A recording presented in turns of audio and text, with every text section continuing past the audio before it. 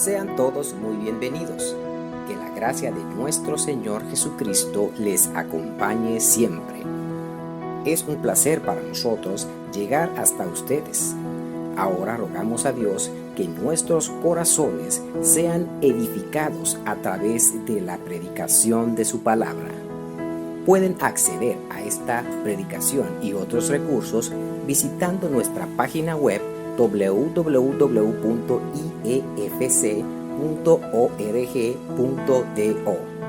Gracia y paz de parte de Dios, el Padre, y de Cristo Jesús, nuestro Salvador.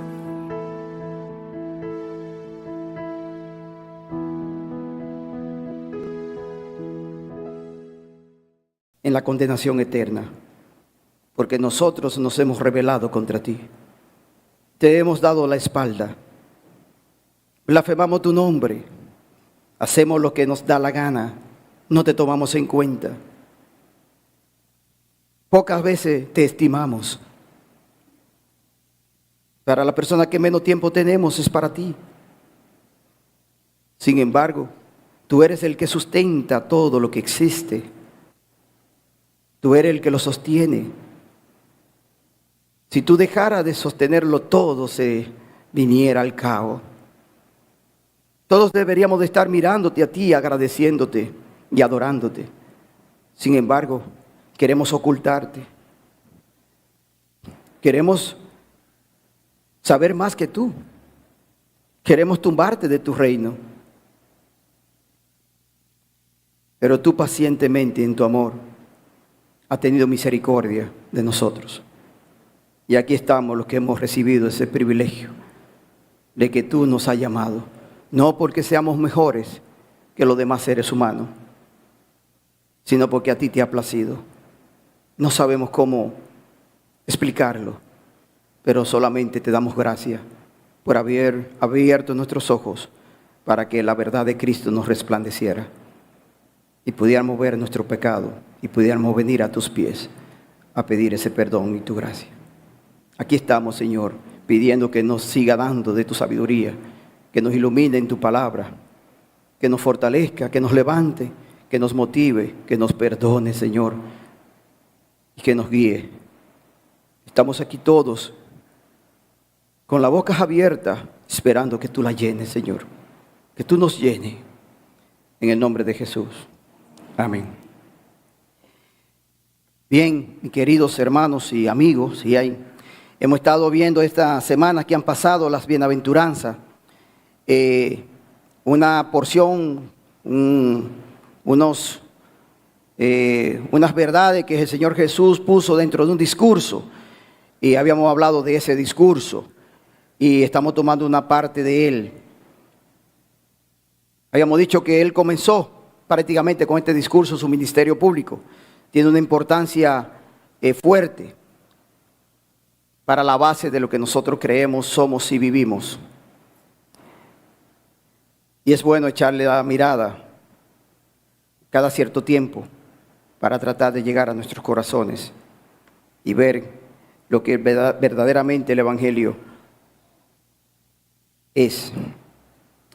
Bien, habíamos hablado la semana pasada sobre el dichoso, el bienaventurado, que es pobre en espíritu.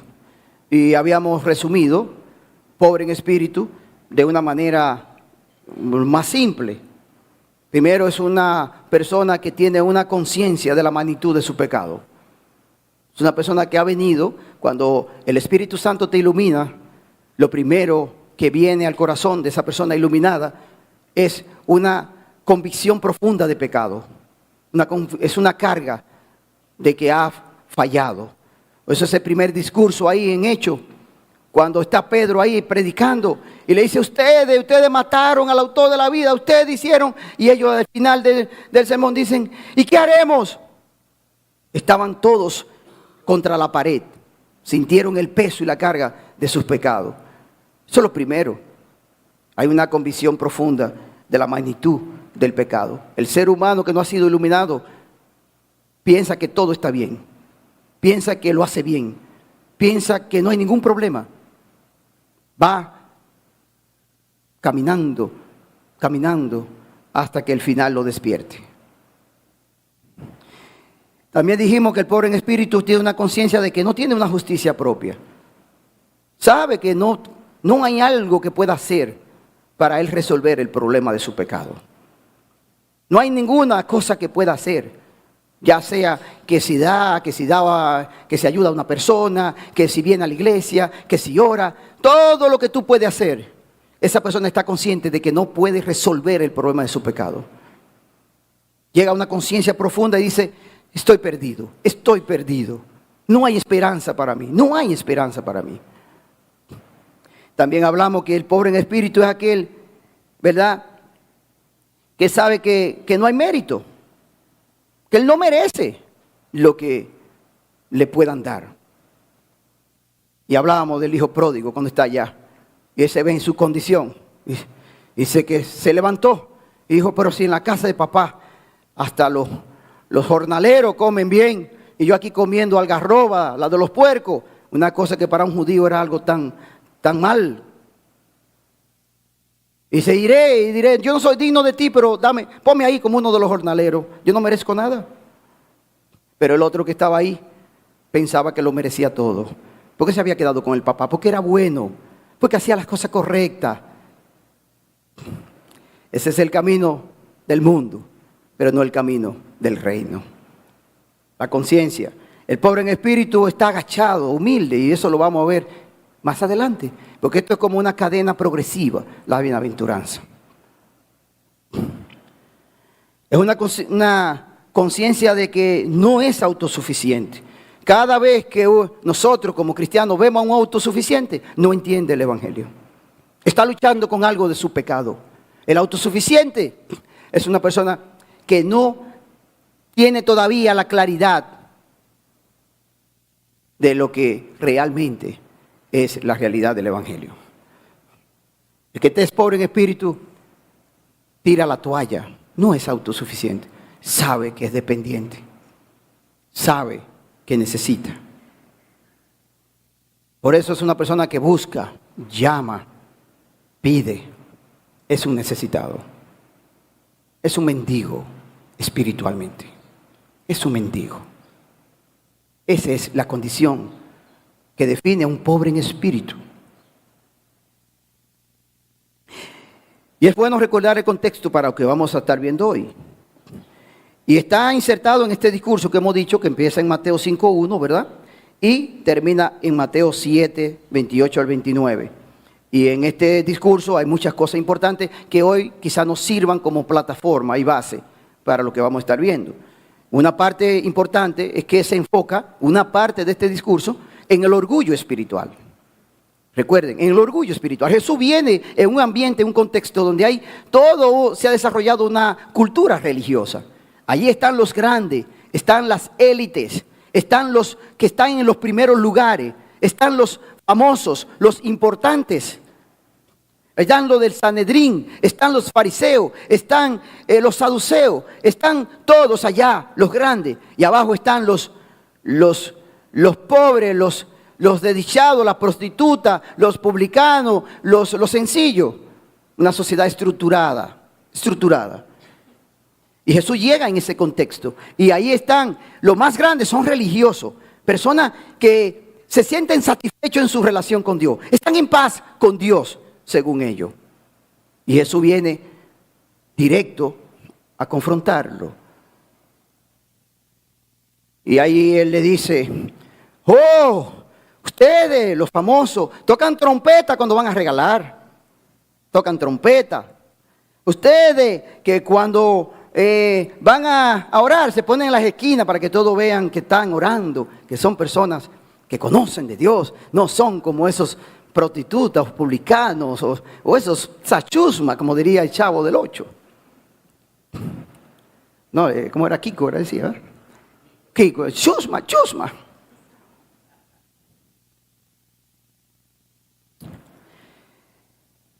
Cuando ayunaban, ustedes ya saben, se ponían tristes ahí para que supieran que estaban haciendo algo espiritual.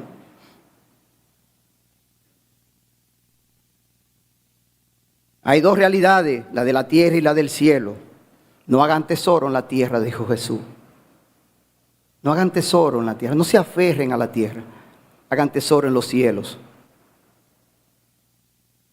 Decía, buscar primeramente el reino de Dios. El reino, el camino del reino. Buscarlo con ansia, buscarlo con ímpetu. Y cuando antes de comenzar este discurso había dicho, arrepentíos, el reino de los cielos se ha acercado.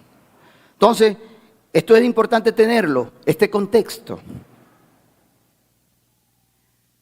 No dice que somos la sal y la luz del mundo. Y no habla de una puerta ancha que muchos pasan por ella. Y una puerta estrecha que pocos pasan por ella. Venía hablando en el vehículo con la hija mía. Y de eso, tú ves las multitudes que buscan. Pero el éxito te va nublando muchas veces. Tú tienes que pedir, como andaban los emperadores cuando ganaban una batalla, que decían que tenían a alguien al lado, que cuando llegaban y el pueblo le hacía los victores y lo hacía con famosos. Y él tenía el trabajo de él era decirle, recuerda que eres hombre, recuerda que eres hombre. Muchas veces hay que saber cómo tú abordas la fama, la riqueza y el poder, porque te ciega. La puerta es estrecha y pocos pasan por ella.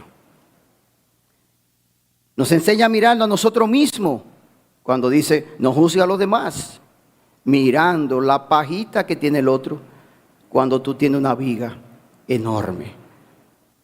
Y también le decía a la hija mía, eso es una porción que te indica que la Biblia es verdad. Porque algo tan simple que todos deberíamos de entender. Sin embargo, lo hemos escuchado cientos de veces y ahorita salimos y rápidamente estamos viendo otra vez la paja del oso. Pero muy pocas veces tú sales mirándote a ti. Lo más difícil, le decía yo a ella, para un ser humano es sentarse y decir, yo soy un pecador, yo lo he hecho mal, yo estoy lleno de egoísmo, de orgullo, mira cómo le hablé a esta persona, mira lo que hice aquí. Muy pocas veces nosotros lo hacemos. Sin embargo, lo más mínimo que tú veas de un ser humano que te rodea, tú rápidamente lo sacas a relucir. Eso indica la verdad de la Biblia. El que escribió la Biblia, el Espíritu Santo, que la inspiró, sabe y te conoce a ti, me conoce a mí y sabe lo que es el pecado. En esa sencillez, tú lo puedes ver, como yo le decía, en esa sencillez. La Biblia no es el libro escrito. Sí, lo que dice José Luis, ¿verdad? Que la Biblia no es el libro que el ser humano hubiera escrito si lo hubiera querido, deseado. O sea, si a ti te ponen a escribir el libro de la Biblia, intencionalmente, tú no escribes lo que dice la Biblia. Porque la Biblia es la mayor ofensa al ser humano. Por eso la odian tanto. La odian a muerte. Es muy simple. O sea, tú además tienes que ver, por ejemplo, la zona europea. Que ellos están prefiriendo poner zonas musulmanas y cerrar ambientes cristianos.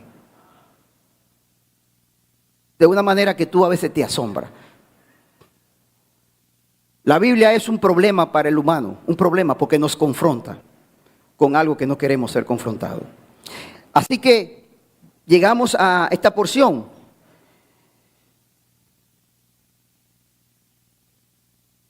Mateo 5:2, y vamos a leerlo, vamos a ir en el orden. Y abriendo su boca les enseñaba diciendo, bienaventurados los pobres en espíritu, porque de ellos es el reino de los cielos. Bienaventurados los que lloran, porque ellos recibirán consolación. Los que lloran. ¿Qué significa llorar? La palabra que está usando aquí el escritor significa triste, lamentarse, llorar, luto. Una persona que tiene luto. Y Eva generalmente está en compañía de otra palabra en el original, que es llorar, que es más lo que nosotros conocemos de lágrima. Llorar. Y generalmente se usan juntas, generalmente, a veces están separadas. Una es lamentar, un luto. Es como una vida de luto, de lamentaciones. Es una vida de lamentaciones que a veces saca las lágrimas físicas, que es el llorar normal. Pero esto es más que el llorar normal. En el discurso de Lucas, que también están más reducida la bienaventuranza, cuando habla allí de llorar, la palabra que está allí es la otra, la de llorar en lágrimas. Y generalmente van unidas. Algunos piensan que es otro discurso de la bienaventuranza. Independientemente de si es uno o el mismo, no creo que haya ningún problema, porque el lamento, el luto, trae las lágrimas físicas muchas veces. Y esta es la idea aquí. Bienaventurados los que lloran, los que se lamentan, los que están de luto, los que están tristes.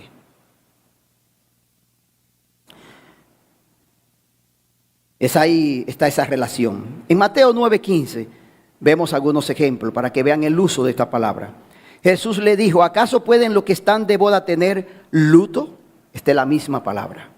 Entre tanto que el esposo está con ellos. En Marcos 16:9 dice: habiendo pues resucitado Jesús por la mañana, el primer día de la semana, apareció primeramente a María Magdalena, de quien había echado 7 demonios, y yendo ella lo hizo saber a los que habían estado con él, que estaban tristes y llorando. Llorando es la otra palabra, claro. Pero la palabra aquí es triste, no llorando. Se puede, a veces por eso hay que tener cuidado con las traducciones. Porque en el versículo que estamos usando de la bienaventuranza dice: bienaventurados los que lloran. Cuando tú lees este versículo pensaría que es la última palabra la que es la misma. No es la misma llorando. La que es la misma es triste. Los que están tristes. Los que estaban tristes. Esta es la palabra, triste. En Lucas 6:25, que está en el discurso de Lucas en cuanto a la parte de la bienaventuranza, dice: hay de vosotros los que ahora estáis saciados, porque tendréis hambre. Hay de vosotros los que ahora reís, porque lamentaréis y lloraréis. ¿Cuál es? ¿Cuál es la palabra? Lamentaréis y lloraréis. Lamentaréis. No, lloraréis es la otra palabra. No se confundan. Lamentaréis. O sea, que es un lamento. Es un lamento. Es un luto. Es una tristeza. Es como un estado de tristeza. Es un estado de luto. Que tiende a manifestarse eternamente. Se tiende a manifestar eternamente. Ya sea con lágrimas, con el otro lloro, o con una actitud que vamos a seguir viendo en las bienaventuranzas. Es vivir con una conciencia de la realidad.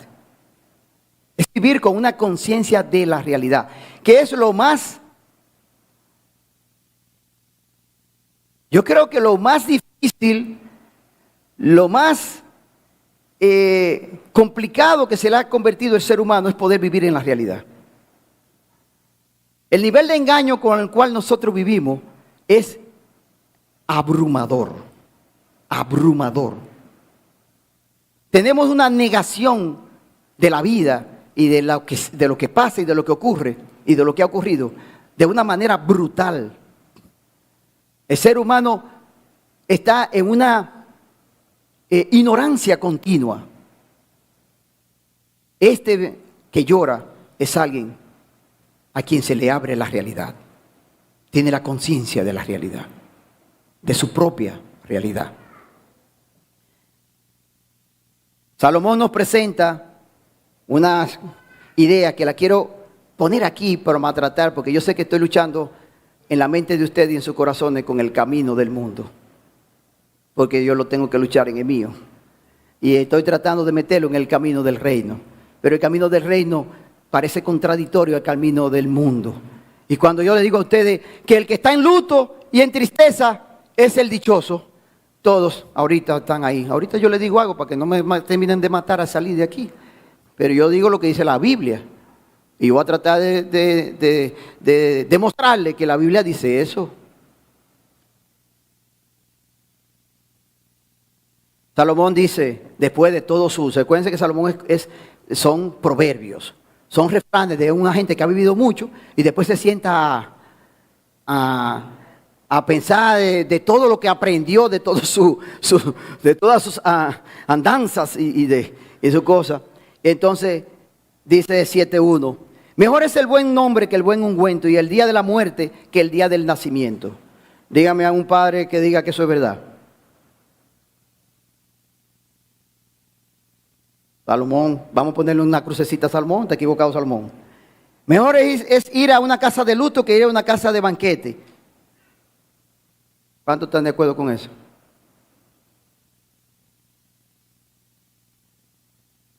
Porque aquello es el fin de todo hombre, y al que vive lo hará reflexionar en su corazón.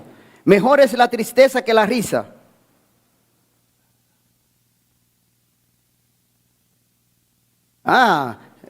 Sean hipócritas, digan lo que ustedes saben que no es así. Salomón está equivocado. Porque cuando el rostro está triste, el corazón puede estar contento.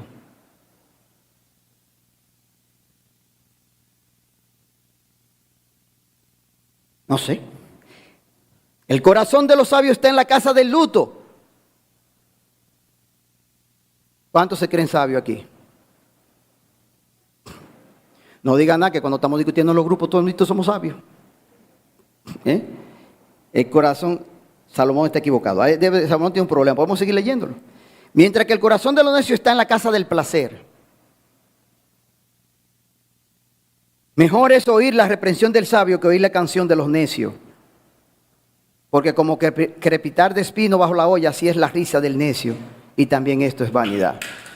Todo está, él está hablando y yo creo que todo él lo resume y todo sigue siendo vanidad. Todo es resumen de su filosofía.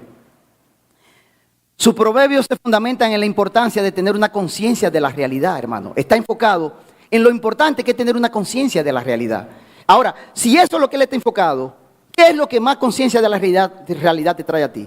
¿La casa del luto o la casa de la risa? ¿Qué es lo que más conciencia de la realidad te trae a ti? Vamos a un funeral. Algunos ni entran. Sabe que ninguno entra a ver el muerto. Se quedan merodeando por afuera. Otros entran y pasan por el lado. Saludan y cumplen. Y dan la espalda y se van. Otros van, pero desde que terminan de cumplir, cogen su vehículo y se desconectan. Y están llamando y el trabajo, ¿qué pasó? ¿Qué cosa? Oye, esos fueron 10 minutos y ya eso, ni idea. Rápidamente tú lo borras, rompe todos los puntos coordinados, tú lo borras de esa realidad. No queremos estar ahí. Pues tenemos que borrar esa escena, porque en cada cuerpo que yace sin vida está el espejo de tu vida. Está el espejo de tu vida. Y si te queda mucho contemplándolo, en un momento la cara de ese personaje va a cambiar y te va a ver tú. Y eso te aplasta.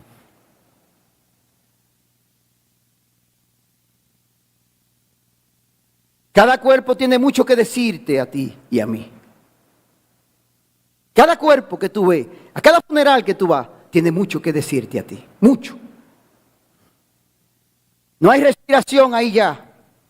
No escucha a nadie ese cuerpo. No habla. Se comienza a descomponer. Si dura mucho tiempo, ves que están ahí tratando de ponerle hielo, de poner cosas. Y tú sabes por qué lo están haciendo. Y tú lo observas. Y te ves que un día van a estar haciendo eso con tu cuerpo. Si es que no nos fuimos en un avión. Que los tiburones harán eso pues nosotros entonces.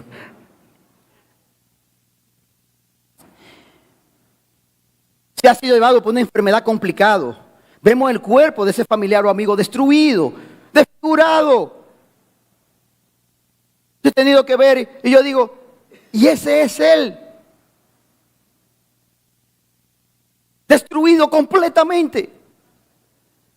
Y yo digo, yo que he tenido cáncer, digo, así terminaré. O ese sufrimiento o aquello. Ahí está el reflejo de ti. Pero quitémoslo rápido. Vayamos a la casa de la risa. Hagamos fiesta. Pero la fiesta no podrá borrar la realidad. Tarde o temprano llegará. Tarde o temprano te llegará.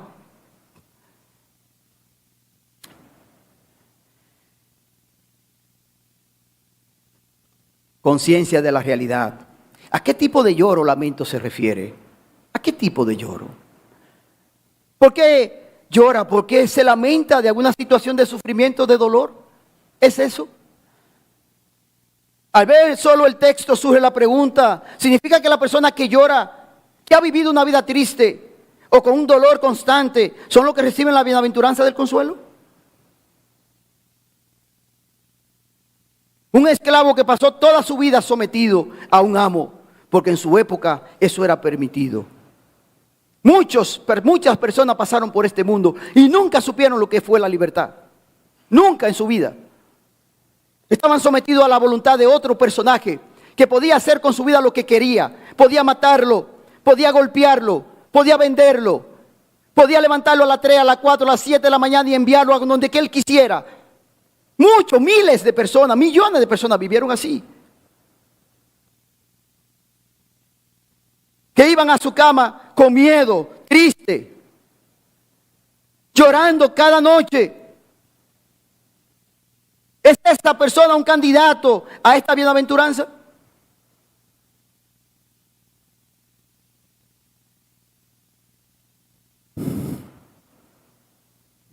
¿Es este el lloro que está aquí? No, mis queridos hermanos.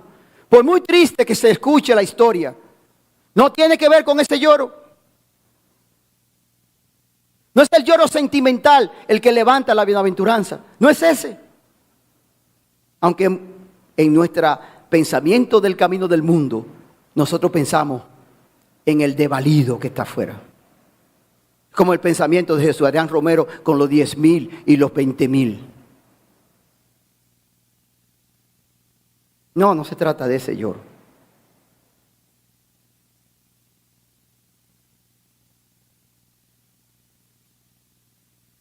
Yo puedo tener una condición en la vida, haber nacido socialmente mal, pasar situaciones físicas, económicas, y puedo pasar mi vida llorando por esos dolores y esos sufrimientos.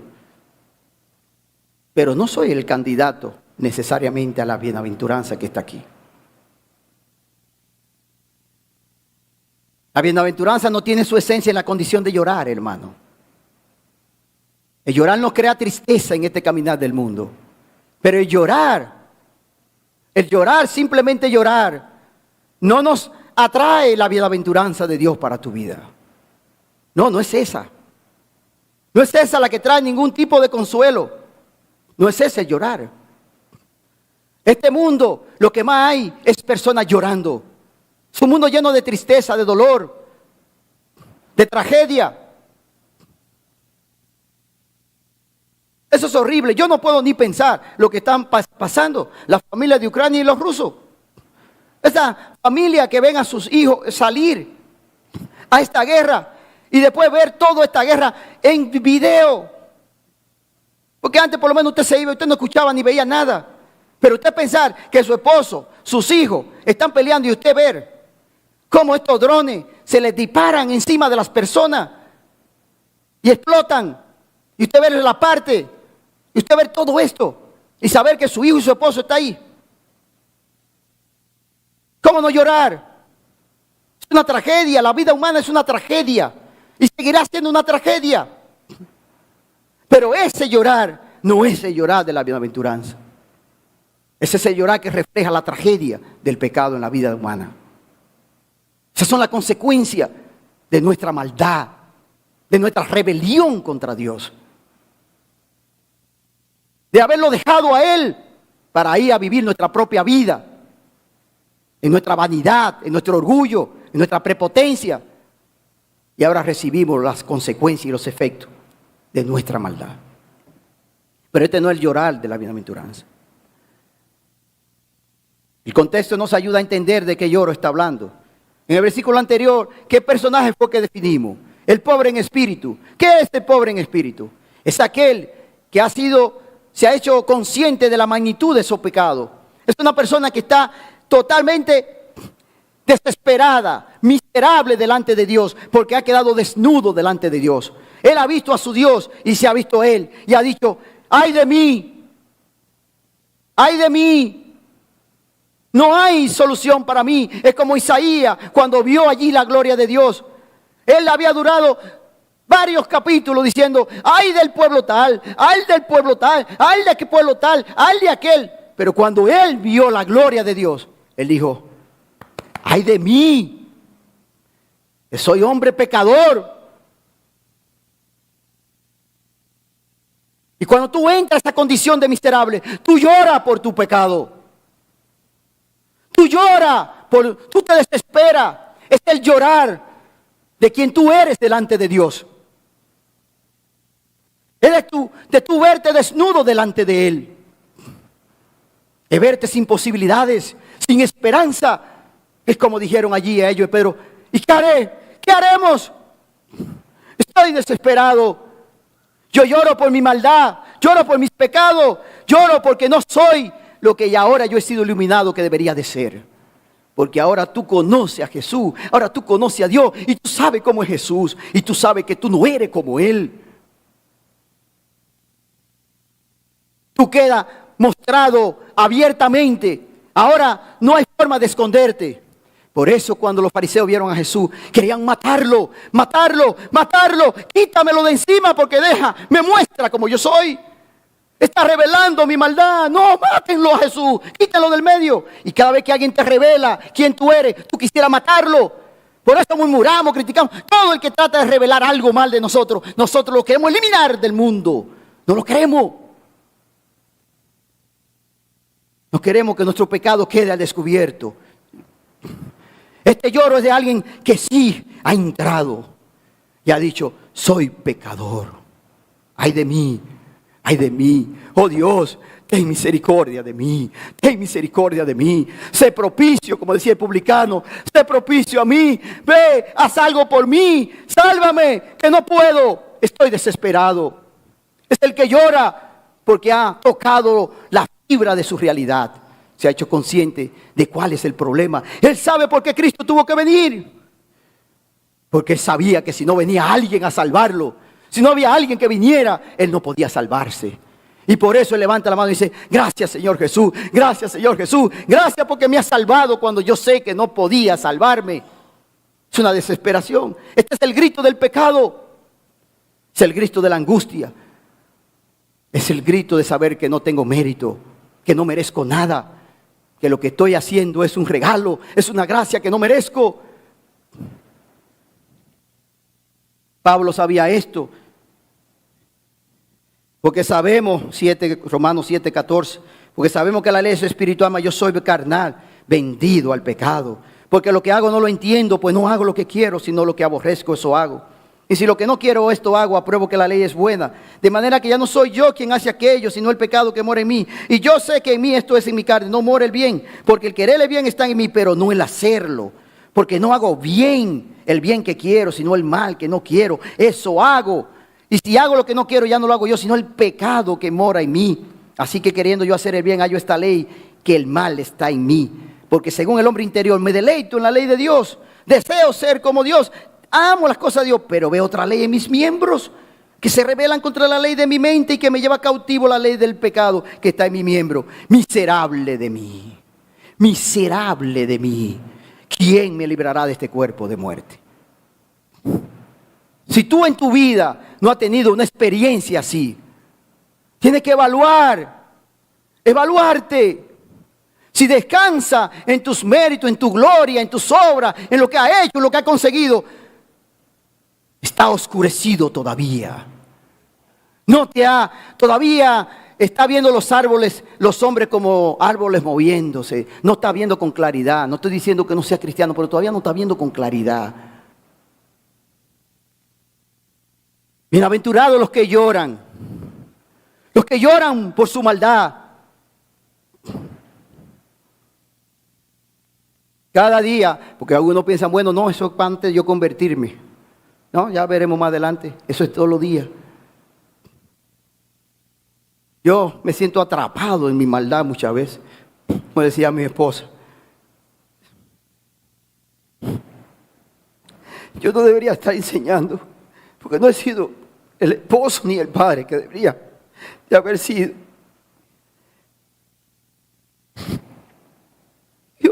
Les agradezco a ustedes que estén dispuestos a escucharme a mí. Que no merezco nada realmente.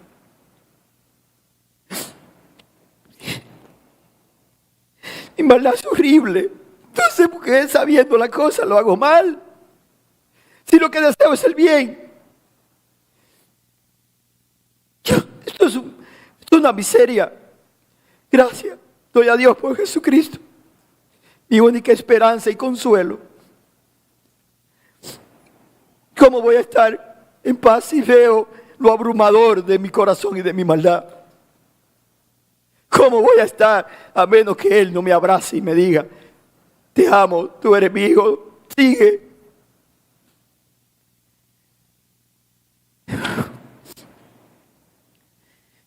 Palabra y fiel, decía Pablo en 1 Timoteo, y digna de ser recibida por todos, que Cristo Jesús vino al mundo para salvar a los pecadores, de los cuales yo soy el primero. Que ha sentado en el espejo cuántas veces y dice, yo soy el primero de los pecadores, el más horrible, el más aborrecible, el insoportable.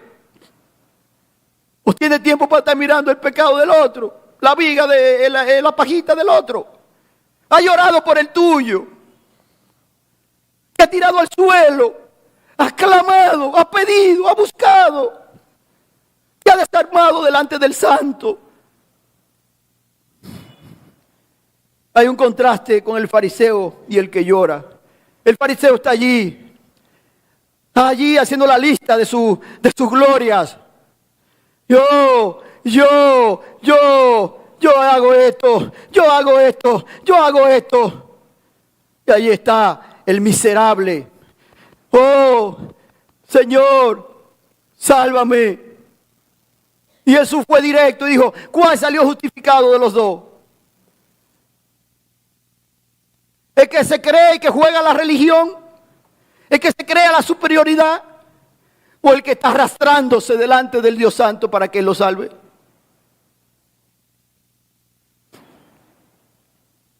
Hay una tristeza para vida, hermano, para vida. Segunda a los Corintios 7:8. Pablo le había escrito una carta a estos hermanos y ellos habían sido atribulados en gran manera. Y él entonces describe en esta carta esta porción. Dice, porque aunque os contristé con la carta, no me pesa, aunque entonces lo lamenté, porque veo que aquella carta, aunque por algún tiempo os contristó, lo puso triste, ahora me gozo. No porque hayáis sido contristados, sino porque fuiste contristado para arrepentimiento. Para arrepentimiento. Porque habéis sido contristados según Dios, para que ninguna pérdida padeciese por nuestra parte. Porque la tristeza que es según Dios produce arrepentimiento para salvación. De que no hay que arrepentirse, pero la tristeza del mundo produce muerte. Esa tristeza del mundo produce muerte, no tiene esperanza, no va para ningún sitio. Pero la tristeza que según Dios es vida. Te lleva al arrepentimiento, te lleva a la realidad. Te despierta de tu sueño y te hace mirar la grandeza de tu destino en el Señor. Vivir en luto, hermano, es un lamento constante. Algunos me preguntarán, ¿esta no puede ser la vida cristiana? No, eso es muy triste. Tú me estás diciendo que eso, tú estás equivocado. Por eso este mensaje se ha borrado de las iglesias evangélicas. Y las multitudes están llenas de las iglesias que te dicen, Dios quiere que tú seas rico, feliz, contento. Y están llenas y las multitudes lo siguen. La puerta ancha, amplia, la que se adapta a tus ideas y a tus sueños. Pero la que te dejan durmiendo en el engaño y la mentira.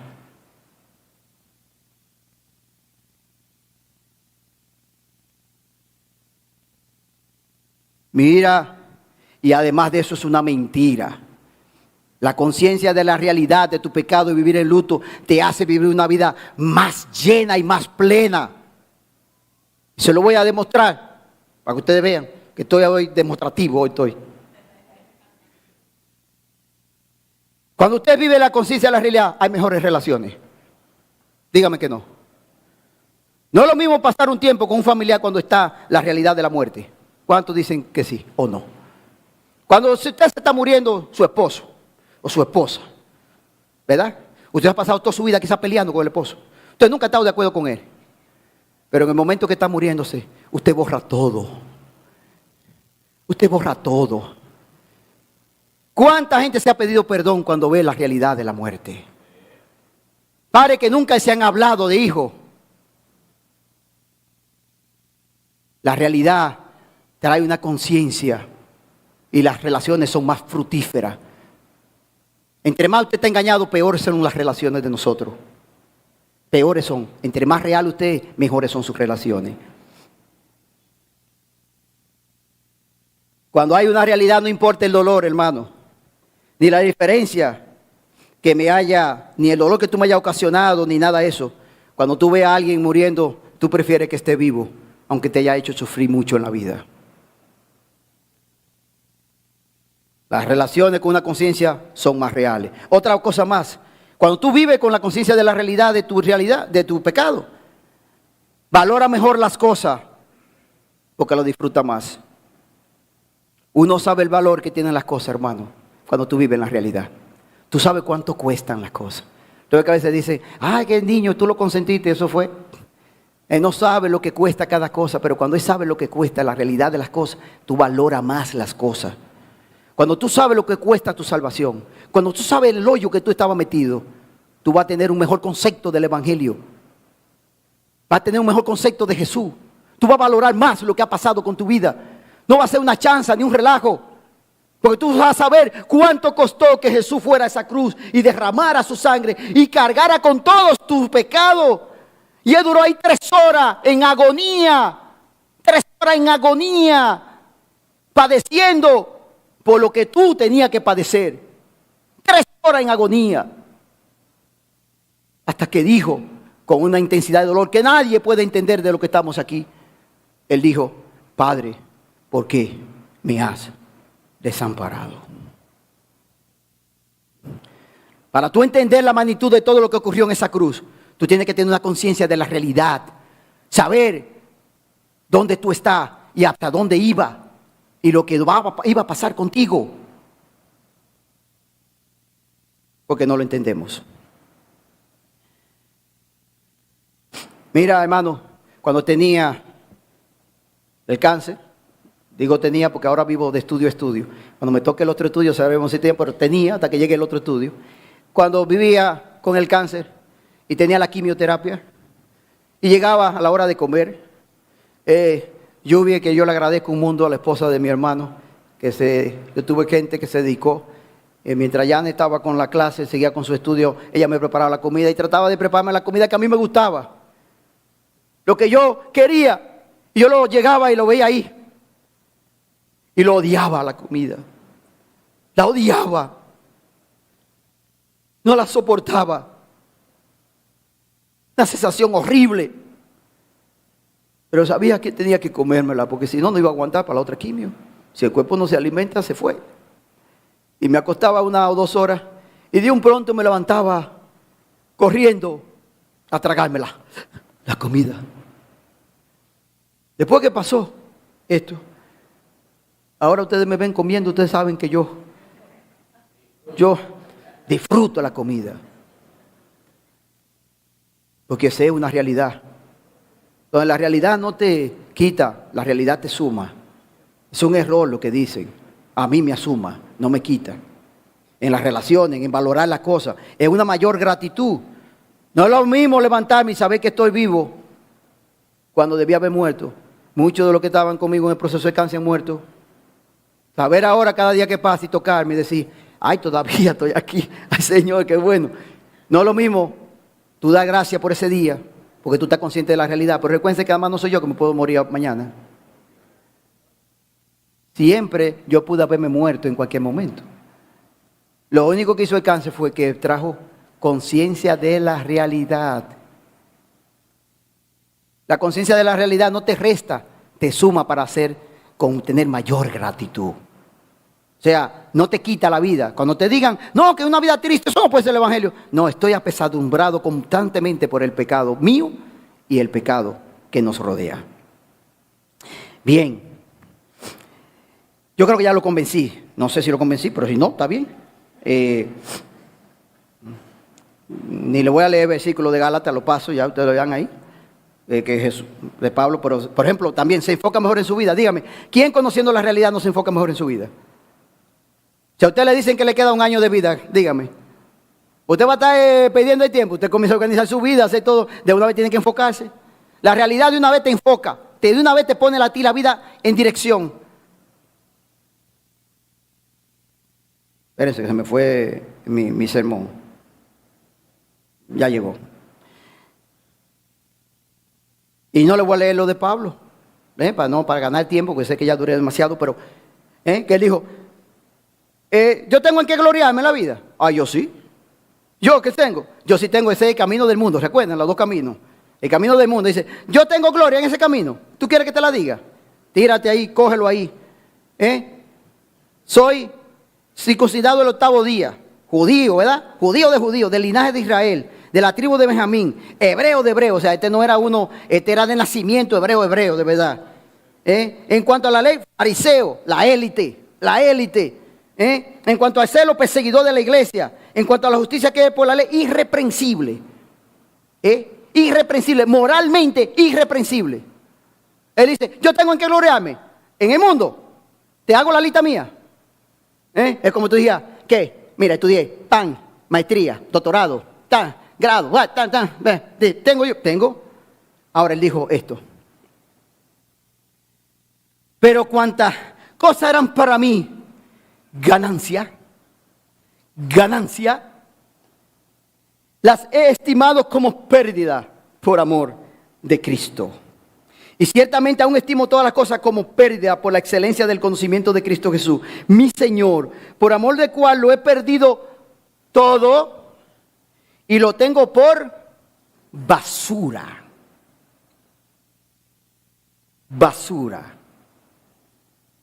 Para ganar a Cristo. Esto todo es conciencia de realidad. Cuando ya tú sabes qué es lo importante y cuando ya tú sabes lo que no es importante.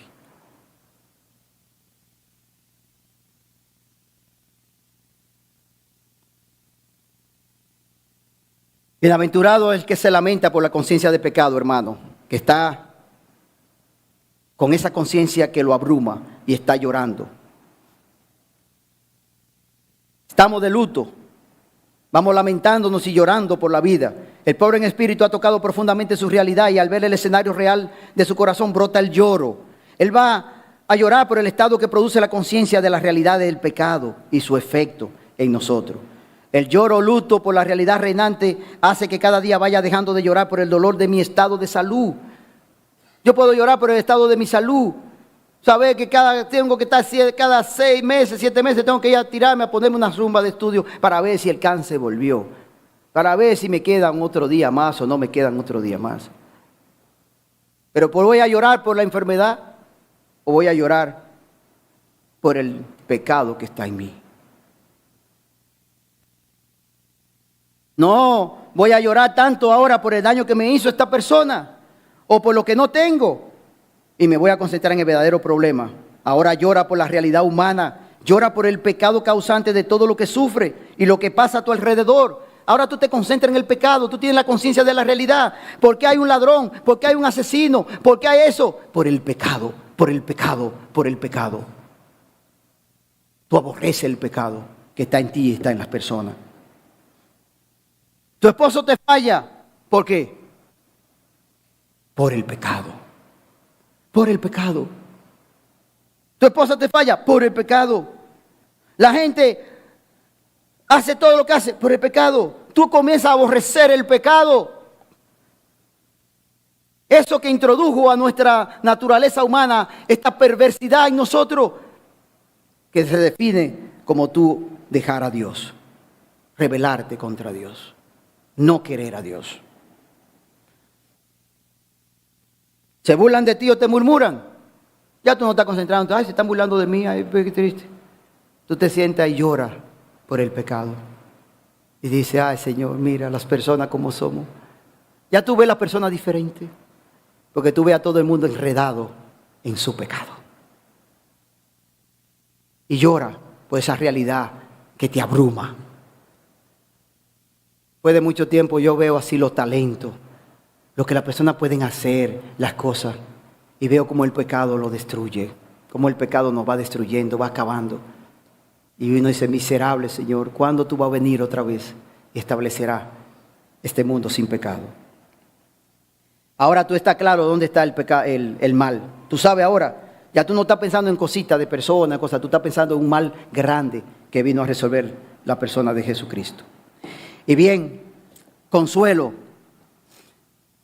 solamente menciono para concluirlo, significado de la palabra consuelo. ¿Qué significa consuelo, hermano? ¿Qué usted piensa que significa consuelo? Literalmente esta palabra es llamar al lado, llamar al lado. Invitar, rogar, invocar.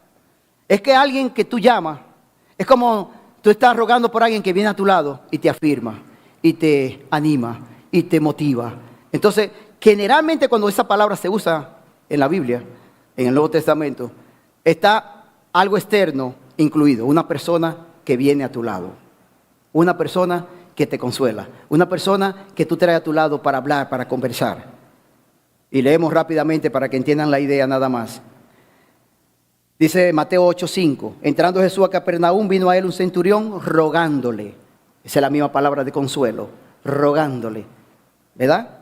Y diciendo, Señor, mi criado está postrado en casa. Es como, ven al lado mío, ven, acompáñame, ven, haz algo por mí. Ven, esta es la idea, rogando. Esta es la palabra de consuelo. Trae, ven al lado. Lucas 16:25. Pero Abraham le dijo, hijo, acuérdate que recibiste tu bien en tu vida y Lázaro también male, pero ahora este es consolado aquí y tú atormentado. Aquí está como la palabra consolado, consolado. Colosenses 4:7. Todo lo que a mí se refiere os lo hará saber Tíquico, amado hermano y fiel ministro y consiervo en el Señor, el cual he enviado a vosotros para esto mismo, para que conozca lo que a vosotros se refiere y conforte vuestros corazones, conforte. Y es Tíquico que va, siempre es alguien que te va a apoyar, que te va a animar, que te va a consolar, que te va a dar fuerza, que te va a levantar. Esta es la idea de esta palabra. Por ejemplo, en Hechos 28:19, mira cómo está aquí. Pero oponiéndose los judíos me vi obligado a apelar al César, no porque tenga de qué acusar a mi nación. Así que por esta causa os he llamado para verlo. Llamado es la palabra consuelo, llamado. Pablo tuvo que pedir allí estaban siendo acusados por los judíos, entonces él apeló al César y lo llevaron a Roma y fue preso en Roma y estuvo en su casa. Mientras estuvo ahí, él llamó a los hermanos para que vinieran a su lado, para que tuvieran para él de estar con ellos. Esta es la misma palabra de consuelo, consolador, venir al lado. Hermano, cuando estamos con esta conciencia de la realidad del pecado, tenemos una promesa de un consolador. Aquí la porción no nos dice cuál es el que viene al lado. Ya nosotros sabemos que Dios, pero también sabemos que Dios tiene a un consolador que ha dejado para nosotros, que es el Espíritu Santo, ¿verdad? Es el Espíritu Santo. El Espíritu Santo viene al lado de los que lloran. Él viene al lado para animarte, para levantarte, para recordarte la palabra de Jesús, para recordarte lo que Él dijo, lo que Él hizo. El Espíritu Santo viene a tu lado cuando tú estás llorando, cuando tú estás desesperado en tu miseria. Él está ahí. El Espíritu Santo es el gran consolador, el paracleto, el que viene a nuestro lado. Y está en su doble función, hermanos. No lo voy a leer, pero está ahí Juan 15:26, que Jesús promete el consolador. Y Juan 16:2, para no perder más tiempo en esta parte, pero ya ustedes lo conocen. Cuando venga el consolador, decía Jesús, a quien yo enviaré. El consuelo del Espíritu Santo va enfocado, hermano, para este tipo de lloro. Hay dos situaciones que se pueden dar para nosotros. Para el que no conoce a Jesús, la primera condición que debe de pasar en su vida es que él va a caer en la realidad de su pecado y va a llorar por su pecado. Eso lo hace el Espíritu Santo. Y cuando tú estás en esa condición, el Espíritu Santo a tu lado te consuela y te hace nacer de nuevo y te hace una nueva criatura y te salva. Y ese es el consuelo para el pecador penitente, para ese pecador que está ahí dándose en el pecho y dice a Dios, ¿qué va a pasar conmigo si no puedo hacerlo yo? Por eso si hay alguien aquí que no conoce al Señor, lo primero que tiene que pensar es si está consciente de la magnitud de su pecado y abrirse a Jesús. Y cuando tú estás en esa condición, el Consolador viene, porque es el Consolador que te convence de pecado, de justicia y de juicio. Y es el que te hace nacer de nuevo, el que te hace nueva criatura, es el que te levanta, es el que te da la fuerza, es el que te dice ahora, llora por tu pecado, pero ahora ríe porque eres mi hijo. Ahora tú eres hijo, eres amado.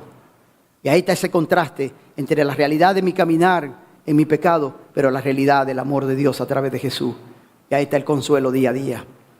Cada vez que tú estás por caerte, viene el Espíritu.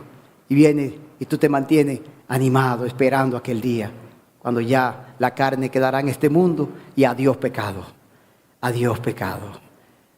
¿Cuántos sueñan con ese momento? Que la carne ya no va a ser ese tormento que ha sido toda mi vida. Por fin seré como el Señor Jesús, libre de este pensamiento, libre de estas reacciones, libre de todas estas cosas horribles que hacen daño a otra persona, que me hacen daño a mí mismo, cosas que no ayudan, que me hacen llorar cada día al final del día. Y si tú eres cristiano, tú eres un pobre en espíritu. Tú eres alguien que camina llorando y a la vez riéndote. Llora y te ríe. Llora y te ríe. Porque cada vez que llora, ¿por qué te ríe? Porque viene el Consolador. Porque viene el Consolador y te dice, sí, es horrible tu pecado, eso no sirve, pero Cristo te ama, tú eres su hijo, tú eres amado, tú vas a heredar todo lo de Jesús, tú estás bien, todos tus pecados han sido perdonados en Él. Ríe, gózate, ya no por ti. Porque cuando te mira a ti, te da vergüenza, cuando lo mira a Él, te da gloria. Esto es como, hasta el final. Hasta el final tenemos que andar así. Y vamos a ver por qué, más adelante. Tenemos que seguir así, no es de un día. No, la humildad tiene que ser hasta aquí. Bien, hermanos y amigos, dice Isaías 41. Consolaos, pueblo mío, dice vuestro Dios. Hablad al corazón de Jerusalén, decidle a voces que su tiempo es ya cumplido, que su pecado es perdonado, que doble ha recibido de la mano de Jehová por todos sus pecados. Aleluya, libre, pero a la vez consciente de la realidad. Gloria al Señor Jesucristo. Toda la gloria a Él. Todos los méritos son de Él. Todo es de Él. Dejen que Él brille. Ninguno de nosotros debe brillar. Que Jesús se mueva con todo su esplendor y su belleza. Aquel humilde hombre que poseía y contenía la gloria del Dios del universo. Y que allí murió, que resucitó. Y que hoy está a la diestra del Padre, intercediendo por nosotros. Esperando aquel día, cuando Él venga a buscarnos. Para que donde Él esté, también nosotros estemos con Él. Padre, gracias por tu amor y tu misericordia. No deje que nos levantemos con orgullo, ni con gloria personal. No tenemos mérito delante de ti, Señor. Pero, oh Dios, queremos gozarnos en Jesús. Queremos hablar de Jesús. Cuando uno ve la realidad de su miseria y uno ve de donde tú nos has sacado, no nos queda más que hablar de Él.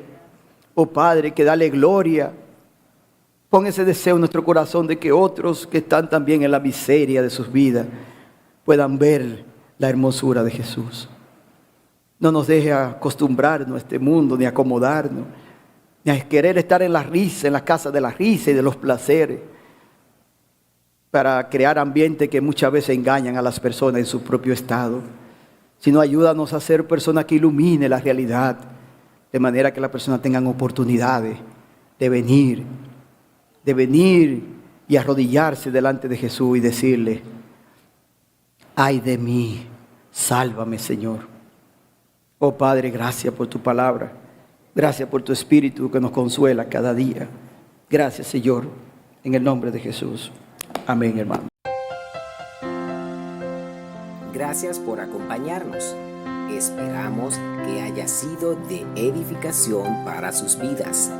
Recuerda que este y otros recursos pueden ser accedidos a través de nuestra página web www.iefc.org.do.